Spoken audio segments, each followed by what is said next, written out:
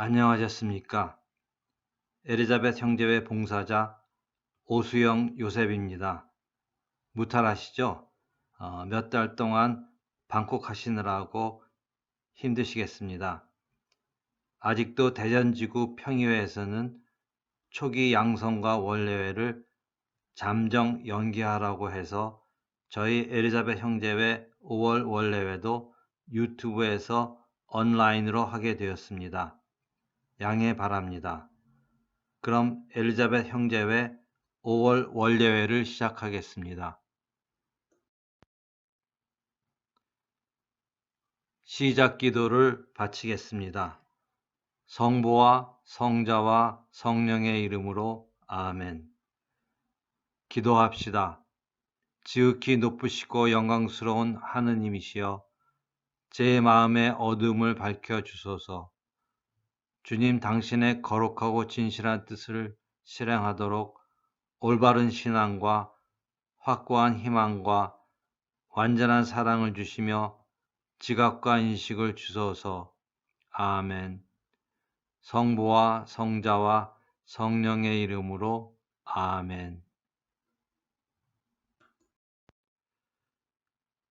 그럼 김상욱 요셉 영보님의 영성 강의를 시작하겠습니다. 안녕하십니까. 이제부터 클라라 영성을 공부할까 합니다. 제가 일리오 델리오의 사랑 가득한 마음을 가지고 클라라의 영성을 여러분들과 나누고자 합니다. 일리오 델리오의 사랑 가득한 마음은 클라라가 어떻게 하느님께 나아갔는지, 그리고 동료이자 제자였던 아네스에게 그 길을 어떻게 제시했는지 말하고 있습니다. 이 공부를 통해 프란치스칸인 우리 또한 어떻게 하느님께 나아갈 수 있는지 그 마음을 배울 수 있고, 또한 그 마음을 살아갈 힘을 얻을 수 있을 것입니다. 클라라의 역사에 대해서 살펴보고자 합니다. 클라라가 산 다미아노에서 생활하기까지의 역사입니다. 1194년 클라라는 아시시 귀족 가문에 태어났습니다. 그녀의 집안은 몇 명의 기사가 딸린 꽤 큰 규모의 집안이었습니다. 그의 어머니는 이러한 집안을 꾸려나갔고 신심이 깊었던 여인이었습니다. 어머니는 노마와 예루살렘 등을 순례하였습니다. 당시 순례를 간다는 것은 배나 걸어서 가야 했고, 강도와 많은 위험들이 도사린 곳을 지나가야 했습니다. 그러하기에 그녀의 어머니는 육체적으로, 정신적으로, 영적으로 아주 강한 여인이었습니다. 클라라는 어머니에게 이러한 영향을 받았던 것입니다. 또한 어머니는 클라라와 함께 가난한 사람들에게 빵을 나누어 주기도 했습니다. 프란치스코가 옷감과 돈이라는 배경에서 자라났다면 클라라는 품위와 신앙의 분위기에서 자라났습니다. 1206년 프란치스코가 회개하는 것을 직접 목격을 하였고, 이후 그 과정을 계속해서 지켜보았던 것입니다. 그러다가 1210년 프란치스코의 사순절 설교를 듣고 깊이 감동하여 클라라는 먼저 프란치스코를 만나자고 하였고, 그로 만나서 그로부터 많은 가르침을 받았습니다. 이후 클라라는 자기의 뜻을 밝혔습니다.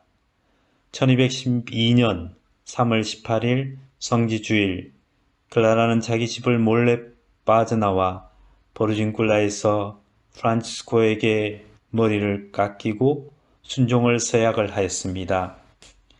이 서약은 수도 서약이 아니라 회계자로서 프란치스코와 함께 프란치스칸의 삶을 살고자 했던 것입니다. 클라라는 임시로 바스티아의 성 바오로 수녀원에 보내졌고, 그곳에서 그녀는 오블라티, 즉 수녀원에서 여러 가지 참이들을 하면서 지냈습니다.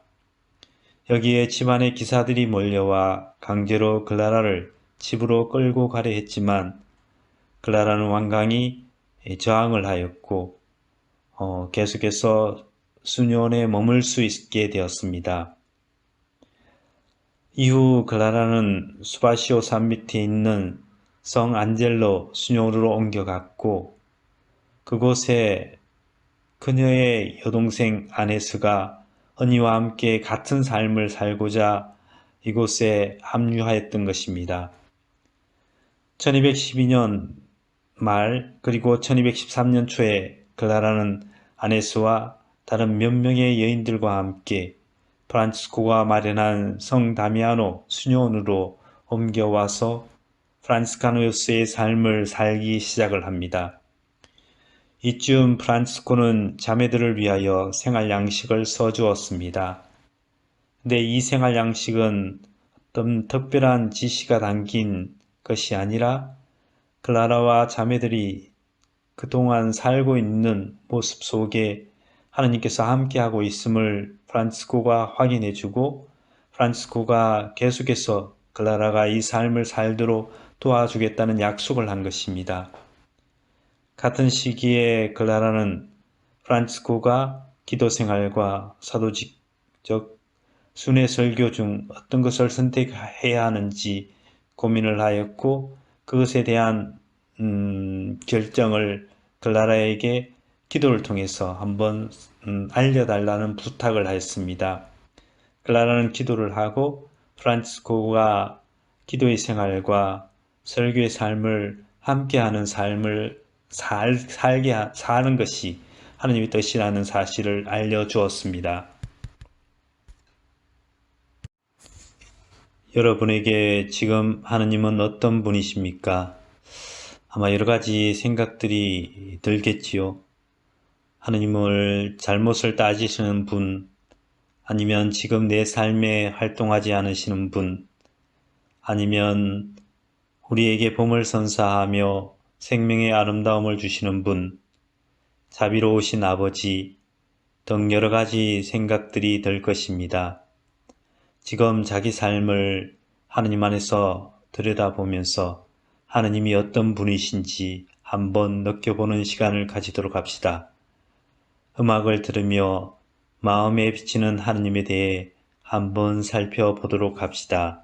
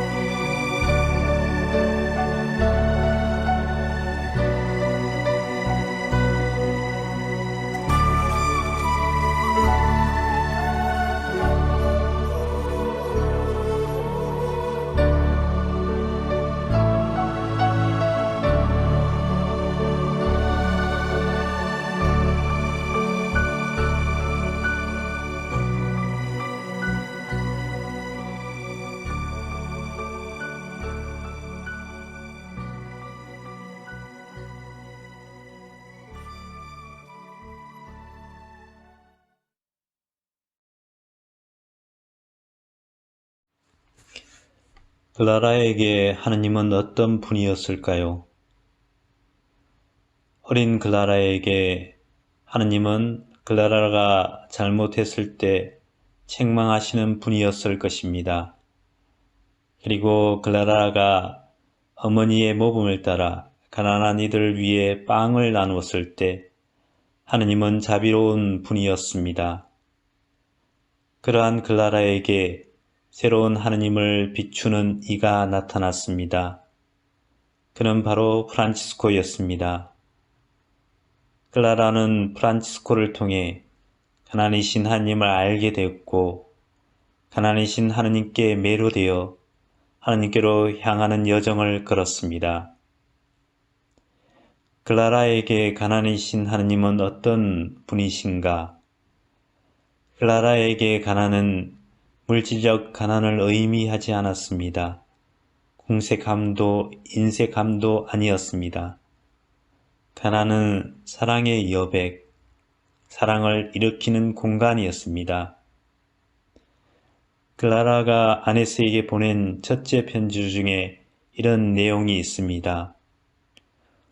오 복된 가난이여, 가난을 사랑하고 받아들이는 이들에게 영원한 부를 주리니. 즉 클라라에게 하느님은 기다리시는 하느님, 여백의 하느님이었습니다. 오 거룩한 가난이여, 가난을 지고 열망하는 이들에게 하느님께서 하늘나라를 약속하시고 의심할 여지 없이 영원한 영광과 복된 생명을 베푸시리니. 오 경건한 가난이여, 하늘과 땅을 다스렸고 또 다스리시며 말씀으로 만물을 지어내신 주 예수 그리스도께서 무엇보다도 먼저 그대를 품으실 만하였으니.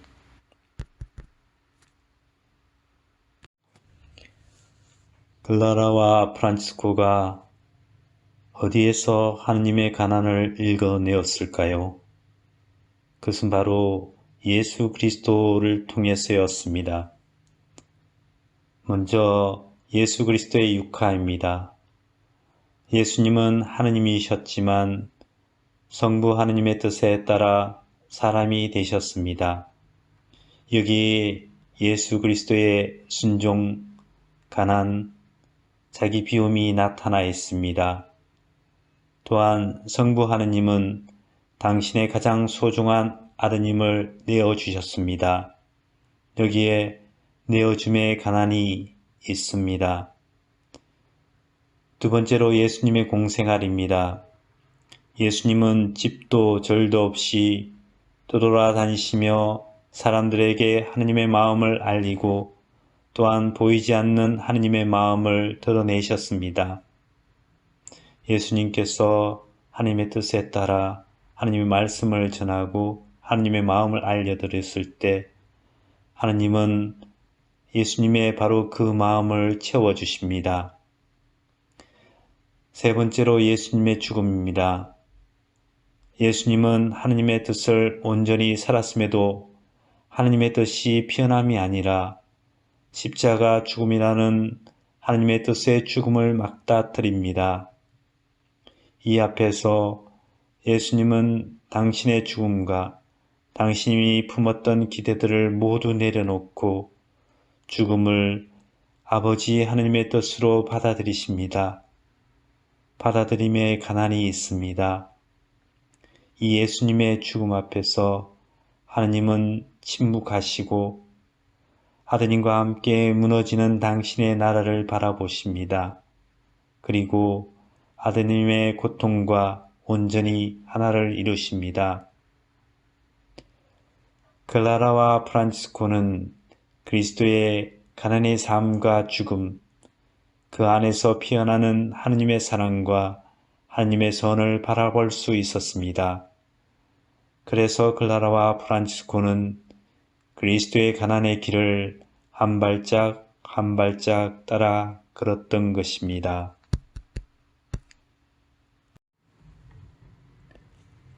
예수님의 말씀 가운데 가난이신 하느님의 모습을 잘 드러내는 말씀이 있습니다.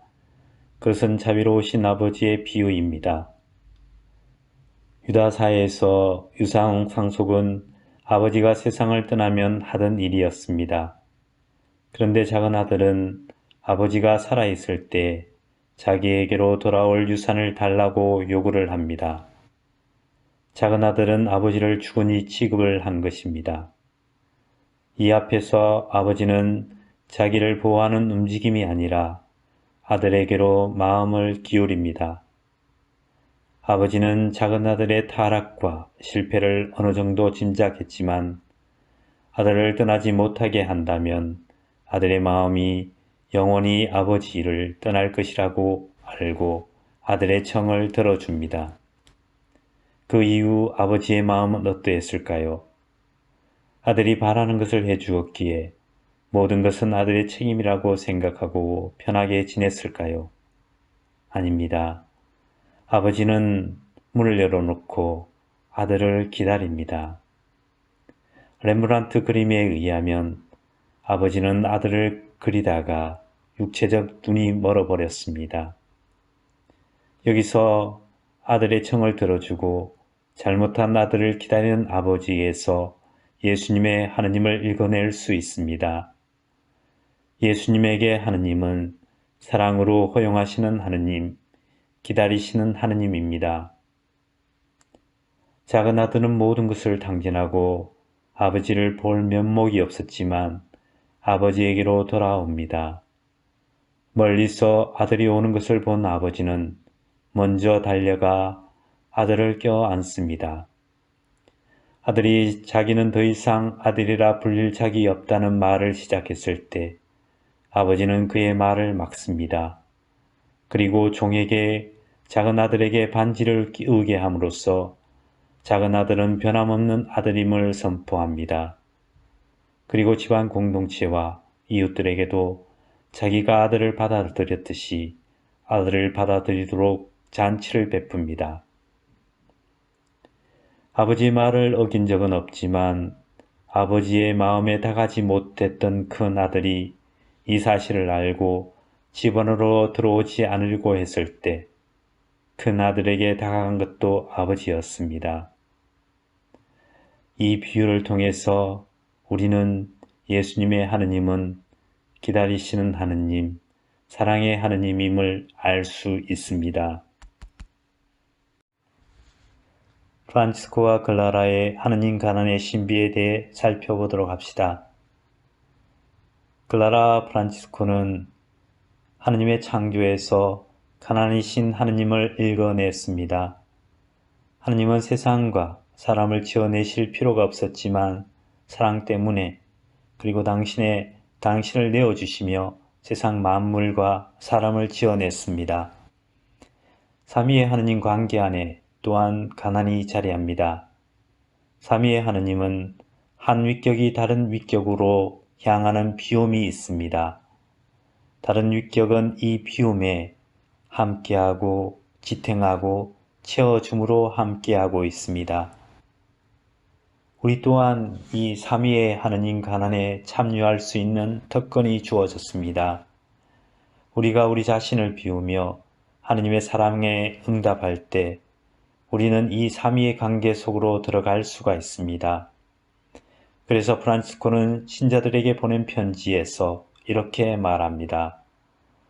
믿는 영혼이 성령 안에서 우리 주 예수 그리스도와 일치할 때 우리는 그분의 정배드립니다. 우리가 하늘에 계신 아버지의 뜻을 실천할 때 우리는 그분에게 형제들이 됩니다. 우리가 거룩한 사랑과 순수하고 진실한 양심을 가지고 우리의 몸과 마음에 그분을 모실 때 우리는 그분의 어머니들이 됩니다. 표양을 보여 다른 사람들에게 빛을 비추어야 할 거룩한 행실로서 우리는 그분을 낳게 됩니다. 여기서 그리스도의 정배가 됨은 프란치스코가 클라라에게 영향을 받은 것입니다. 클라라는 아가스를 묵상하며 자기와 자매들은 그리스도의 정배임을 강조하였습니다. 클라라의 생각은 이러합니다. 가난을 껴안는다는 것은 하느님과의 관계의 삶을 산다는 것이었습니다. 그래서 그녀는 아네스에게 이렇게 말합니다. 이 얼마나 크고 찬양할 만한 교환인가.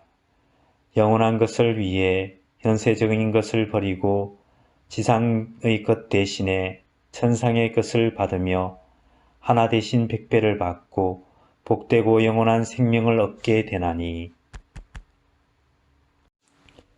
하느님 가난에 참여한다는 것이 무엇일까요? 이야기 하나 해드리겠습니다. 어떤 신부님이 암센터에서 젊은 아버지를 만났습니다. 이 아버지는 자기가 곧 죽을 것이라는 사실을 알고 크게 낙담하였고 절망 상태에 있었습니다. 신부님이 그에게 다가갔을 때 그는 제발 아무 말씀도 말아주세요 라고 말을 했습니다. 신부님은 그런 그에게 다가가 아무 말도 하지 않고 그의 곁에 한동안 있었습니다. 그러자 그는 신부님께 마음의 문을 열고 이렇게 말을 했습니다. 저를 힘들게 하는 건 죽는다는 사실이 아니라 제 아이들이 커가는 것을 볼 수 없다는 거예요. 결혼하는 것도 어른이 되는 것도 볼 수 없다는 것이 제 마음을 무겁게 누릅니다. 제 인생은 실패한 것 같아요. 신부님은 이야기를 충분히 듣고 그가 느끼는 절망을 느끼며 그에게 이런 질문을 던졌습니다. 만약 당신이 과거로 되돌아간다면 어떻게 할 것입니까? 지금의 아내와 결혼하지 않을 건가요? 지금의 자녀도 낳지 않고. 그는 아무 말도 하지 않고 있다가 눈물을 흘리며 신부님, 모두 다시 다 할 겁니다. 저는 실패하지 않았어요. 여기서 우리는 신부님의 가난을 읽어낼 수 있습니다. 신부님은 그가 자기를 거부했을 때도 그것을 자기에 대한 거부로 읽지 않고 그의 낙담한 상태로 받아들입니다. 여기에 가난이 자리합니다. 그리고 신부님은 그에게 아무 말 없이 다가가 기다립니다. 여기에도 가난이 자리합니다. 그리고 신부님은 그의 이야기를 들으며 그가 느끼는 아픔과 절망을 함께 느낍니다. 여기에도 가난이 자리합니다. 그리고 신부님이 그가 그러한 상태에 함께하는 하느님에게 마음을 돌리도록 물음을 던집니다. 이 물음 던짐에도 가난은 자리합니다. 환자에게도 가난을 읽어낼 수 있습니다. 처음에 그 환자는 자기의 안타까운 처지 때문에 자기만을 바라봅니다. 하지만 누군가의 말을 들으며 자기를 다시 하느님 빛 안에서 바라보기 시작을 합니다. 그리고 그 빛에 비치어진 자기를 인정합니다. 여기에 가난이 있습니다. 우리는 항상 하느님의 뜻에 따라 살 수가 없습니다. 종종 우리는 하느님 뜻보다 나의 뜻을 앞세우고 나의 뜻을 채우고 삽니다. 우리의 영적 여정은 우리가 모든 순간에 완벽해지는 것이 아니라 지금 내가 하느님께로 향하는 움직임을 할 때 그 움직임에 멈추고 머무는 것이 아닌가 합니다. 클라라의 수녀님 중 한 분이 쓴 글이 있어 여러분들과 나누고자 합니다. 나는 상한 물고기, 말라 비틀어진 빵 조각. 나는 5,000명을 먹이려는 성부 앞에 선 예수님의 손에 들린 상한 물고기, 마른 빵 조각. 주님, 나는 얼마나 당신을 가난하게 합니까? 굶주린 5,000명 백성 앞에 펼치신 당신 손 위엔 상한 물고기, 마른 빵 조각. 당신은 부끄러움도 없이 성부 대전에 나를 들어올립니다. 이 물고기, 이 빵 조각으로 5,000명을 먹여주십사고. 성부께 들어올려진 당신 손안엔 내 약한 몸과 피. 닿는다는 게 이런 겁니까? 나는 아무것도 하는 것 없이 썩었으면 썩은 채로 말랐으면 마른 채로 나는 그저 당신 손안에. 그러나 주님, 가난하신 내 주님, 배 곪는 자식을 보는 아버지의 마음을, 또 그 마음에 매달리는 당신의 마음을, 그 마음을 저에게 주십시오. 그리하여 저를 머무르게 하시고 가난하게 하시고 못 박히게 하십시오. 쪼개어지고 나누어지게 하십시오. 나는 당신 빵조각, 작은 빵조각.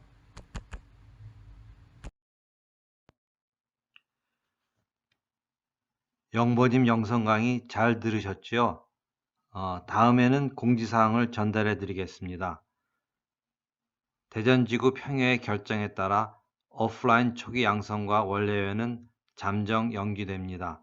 따라서 5월 초기 양성 원래회 및 구역회도 온라인으로 합니다. 각 구역장님은 5월 구역회도 온라인으로 카톡방 그룹콜을 이용하여 주시기를 권장합니다.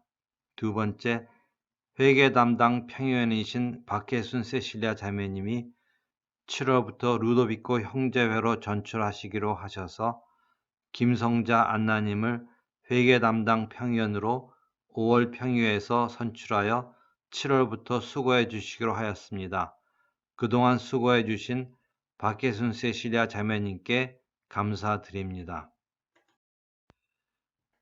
세 번째, 저희 형제회는 계좌이체로 형제회비를 받아 성심의 집에 기부금을 보내고 있으나 어떤 형제회는 회비를 못 받아서 성심의 집에 후원이 안 되어 성심의 집의 재정이 좀 곤란하다고 합니다. 여유 있으신 분들은 도와주시기 바랍니다.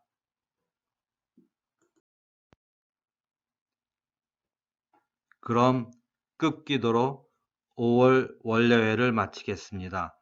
성부와 성자와 성령의 이름으로 아멘. 기도합시다. 지극히 자비로우신 하느님, 당신은 평화의 주인이시며 사랑을 원하시오니 당신 종인 저희에게 당신 뜻에 참으로 일치하게 하시며 우리 평화를 깨트리는 온갖 유혹을 이기게 하소서. 우리 주 예수 그리스도를 통하여 비나이다. 아멘. 성부와 성자와 성령의 이름으로 아멘. 코로나19 생활 속에 거리 두기를 철저히 하시고 주님 안에서 평안하시기를 빕니다. 코로나 감염이 잦아들어 곧 만나 뵙기를 바라겠습니다.